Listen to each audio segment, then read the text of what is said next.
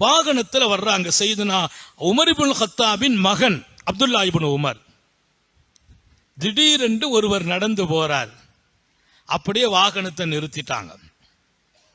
நிறுத்திட்டு இறங்கி போய், எப்ப நீ யாரு அப்படின்னு விசாரிக்கிறாங்க.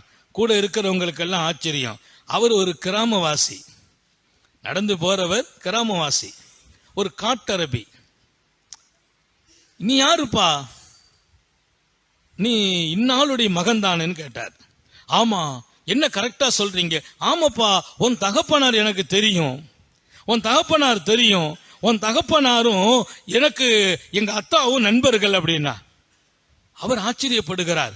நாட்டினுடைய ஜனாதிபதி உமர் இப்னு கத்தாப் ரலியல்லாஹு அன்ஹுவுடைய அன்பு மகனார் அப்துல்லா இப்னு உமர் வாகனத்திலே கடும் வெயிலில் தலையில் வெயில் தாக்கக்கூடாது என்று கனத்த தலப்பாகை வைத்திருக்கிறார்.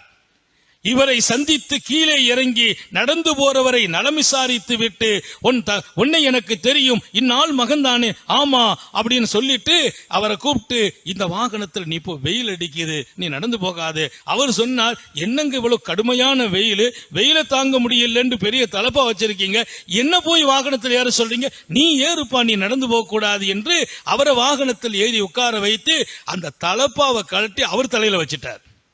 ஏன்னா வெயில்ல நீ போகணும், வெயிலில் போகணும். வெயில் உன் தலை உச்சியை தாக்கிவிடக் கூடாது. இந்த தலைப்பாகையும் உனக்கே நான் வைக்கிறேன்.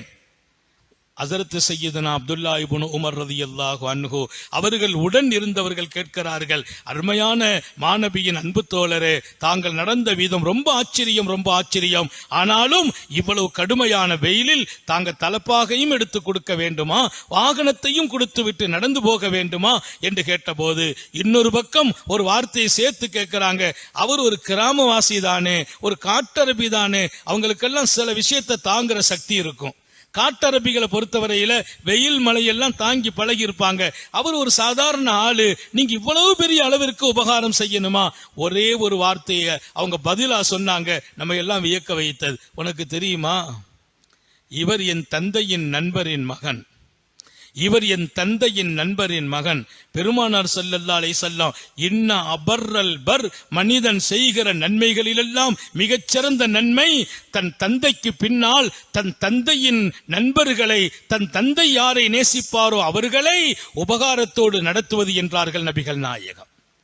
எங்க அத்தா மேல நான் பாசம்